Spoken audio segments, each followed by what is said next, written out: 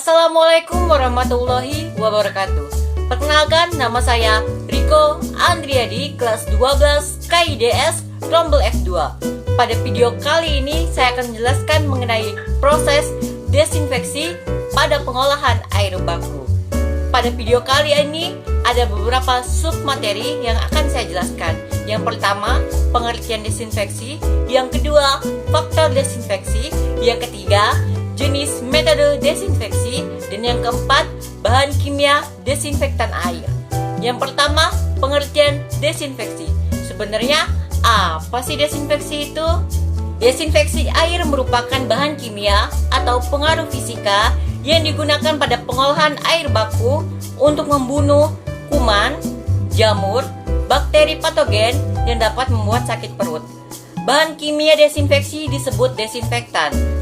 Sebelum air layak untuk diminum ataupun didistribusikan di industri, air harus melakukan proses desinfeksi. Yang kedua yaitu faktor desinfeksi. Adapun faktor kecepatan dan kemampuan desinfeksi meliputi yang pertama mikroorganisme, yang kedua faktor lingkungan, yang ketiga waktu kontak dan desinfektan. Yang pertama mikroorganisme. Keadaan mikroorganisme dilihat dari jenis, jumlah, umur, dan penyebaran.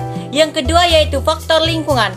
Faktor lingkungan meliputi suhu, pH, kualitas air dari pengolahan air. Yang ketiga waktu kontak dan desinfektan. Desinfektan yang digunakan pada pengolahan air bersih yaitu klorin, iodin, dan bromin. Lalu kemudian ferat H2FeO4, terus kemudian H2O2 dan kalium permanganat. Yang ketiga yaitu jenis metode desinfeksi air minum. Jenis metode desinfeksi air minum memiliki 3 jenis metode.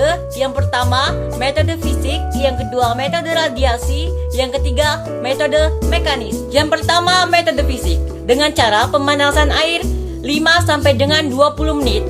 Hal ini hanya cocok digunakan pada rumah tangga dan tidak cocok digunakan pada industri. Yang kedua yaitu metode radiasi dengan cara pemberian sinar ultraviolet ataupun elektromagnetik dengan panjang gelombang 20 sampai dengan 280 nm UV. Contohnya sinar ultraviolet, terus juga sinar X.